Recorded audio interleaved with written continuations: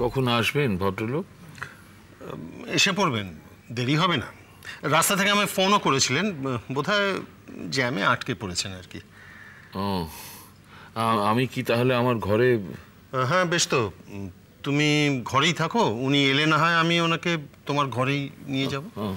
বাবা 1 মিনিট, একটু এইটা চোখ বুলিয়ে দেবে, মানে পড়ে দেখো, যদি কোনো অ্যাডিশন অল্টারেশন করার থাকে তাহলে আবার নতুন করে লিখে টাইপ করাবো আর কি। এটা কি? একটা প্রতিবাদপত্র বলতে পারো।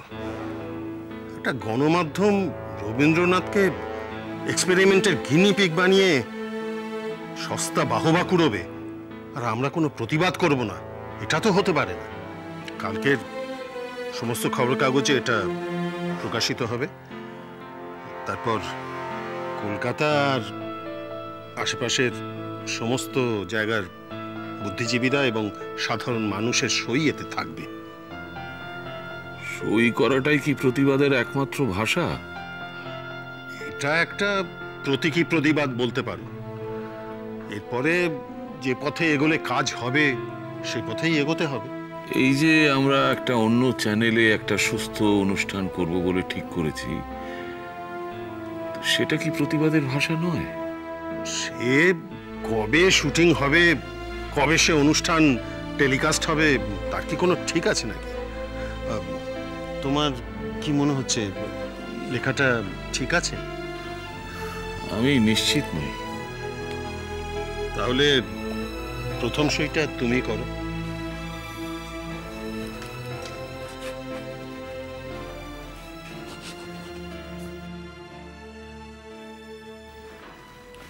নমস্কার। আমি আসতে বোধ একটু দেরিই করে ফেললাম। বসুন।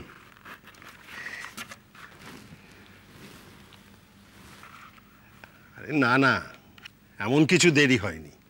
ও কলকাতার রাস্তায় আমরা 2-5 মিনিট গ্রেস দিয়েই রাখি। বাবা, ইনি সাত্তকী রায়, যার কথা আমি তোমায় বলেছিলাম। আর ইনি, দেখুন, আমাকে আর লজ্জা দেবেন না।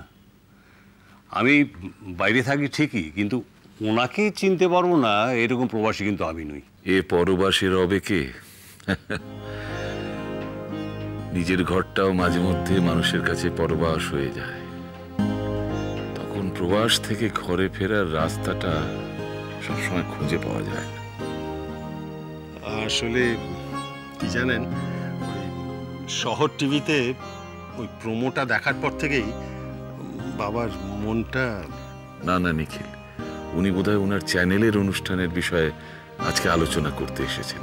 আলোচনার আর কি আছে স্যার, আপনি আমাদের আগে আগে পথ দেখিয়ে নিয়ে যাবেন, আমরা পেছনে পেছনে অনুসরণ করবো, এই তো ব্যাপার। হ্যাঁ, তবে হ্যাঁ, ওই যে বাংলা চ্যানেলটা শহর টিভি, ওরা যা শুরু করেছে এতে আমাদেরই তো রাতের ঘুম চলে যাওয়ার জোগাড়। আপনি যে কতটা আপসেট হতে পারেন সেটা তো আমি বুঝতেই পারছি। আমরা আমাদের মতো করে প্রতিবাদ করব, কিন্তু আপনারও একটা দায়িত্ব আছে মিস্টার রয়। অবশ্যই অবশ্যই, 100 বার। সুস্থ সংস্কৃতিকে বাঁচিয়ে রাখতে আমাদের... জেঠু কোথায় সই করতে হবে বললে?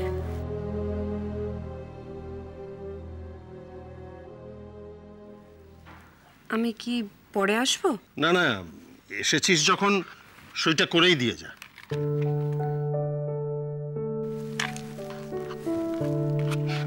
এ আমার নাতনি সোহিনী, চমৎকার গান গায়। তাই নাকি? বাহ, কতদিন ধরে গান গাইছো তুমি? মনে নেই, মানে গান গাই না, এই সময়টার কথা মনে নেই। ছোটবেলা থেকে আমার সঙ্গে রয়েছে তো, ঠাকুরদার ছায়া সঙ্গিনী বলতে পারেন। বাহ, চমৎকার।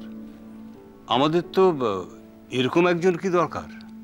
আপনার অনুষ্ঠানের মাঝে মাঝে সোহিনী যদি গানগুলো করে দেয় তাহলে তো... না,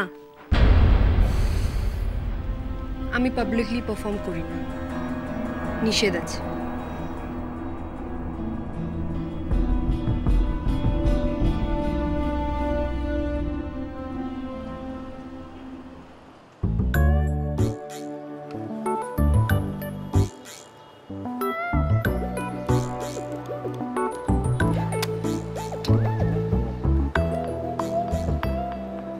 তুই রেডি? 1 মিনিট। তোর দিদিমণি যে কি করে না, কি হতো আজকে বোম্বের আর্টিস্টদের শোটা কভার না করলে? আমাকে এখানে একা ছেড়ে রেখে চলে গেল। এই পায়তারা মারিস না, একা কি আবার, আমরা এতজন আছি। না না, দিদিমণি না থাকলে আমার ভালো লাগে না, কেমন যেন ফাঁকা ফাঁকা। কি ব্যথা হচ্ছে না এখানে? ডিউটিতে আছি, কিছু বলতে পারছি না গোড়া, নয়তো এমন কেলাতাম না। প্রচুর রাগ জমে আছে তাই না? হবেই তো, লভারের সঙ্গে যদি 24 ঘন্টা একটা ছেলে আঠার মতো চিপকে থাকে। আবার কিরে রেডি? হ্যাঁ হ্যাঁ রেডি, চলো যাই।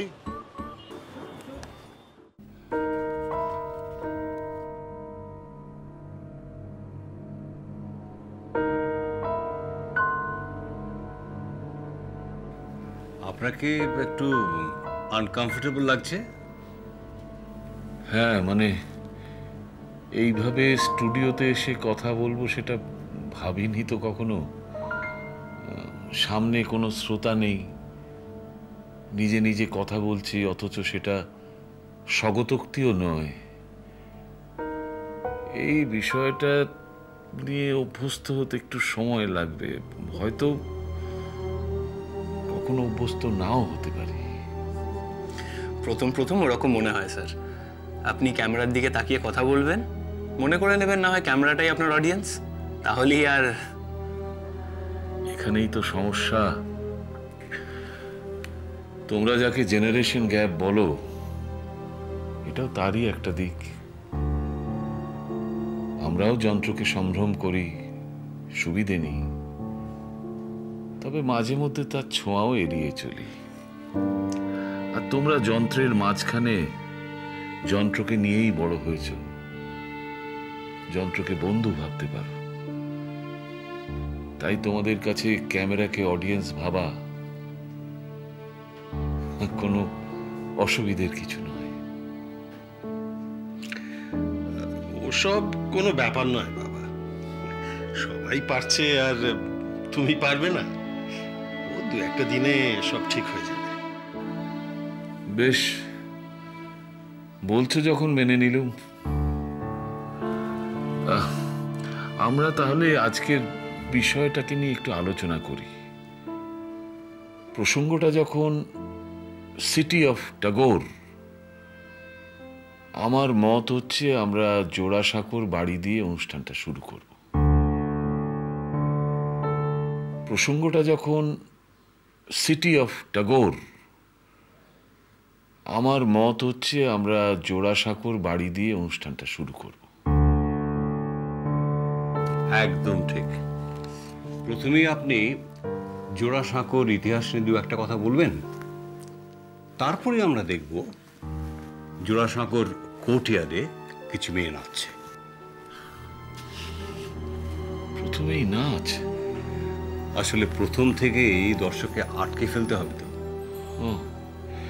তো কারা নাচবেন? বিশ্বভারতীর ছেলেমেয়েরা তো? না, আমাদের চিরশ্রী রায় আর মধুচন্দ্র সেনগুপ্তের সঙ্গে কথা হয়ে গেছে, ওরা রাজিও হয়েছেন। আমি ঠিক ওদের চিনতে পারলাম না। বিখ্যাত ফিল্ম স্টার, দুজনেই ন্যাশনাল অ্যাওয়ার্ড উইনার। হ্যাঁ, অ্যাওয়ার্ডটা তো অভিনয়ের জন্যই পেয়েছেন। ওদের দুজনেরই নিজস্ব ডান্স ট্রুপও আছে। আমি বলছিলাম, রবীন্দ্র নৃত্যের তো নিজস্ব একটা ধারা, একটা ঘরানা আছে, অনেকগুলো ক্লাসিক্যাল ডান্স ফর্ম মিলিয়ে মিশিয়ে। না, ওরা কন্টেম্পোরারি স্টাইলই পারফর্ম করবেন। Contemporary style? রবীন্দ্রনাথের চেয়েও বেশি কন্টেম্পোরারি? ওসব থাক না বাবা, কোন নাচটা লোকে পছন্দ করে, মানে কি ধরনের নাচ হলে আরো বেশি প্রোগ্রামটা এন্টারটেইন, মানে আরো মনোগ্রাহী হবে, সেটা তোমার আমার চেয়ে বোধহয় ওরা অনেক বেশি ভালো বোঝেন। তো ওটা ঠিক করার দায়িত্ব ওদের উপরেই থাকবে। গানিরো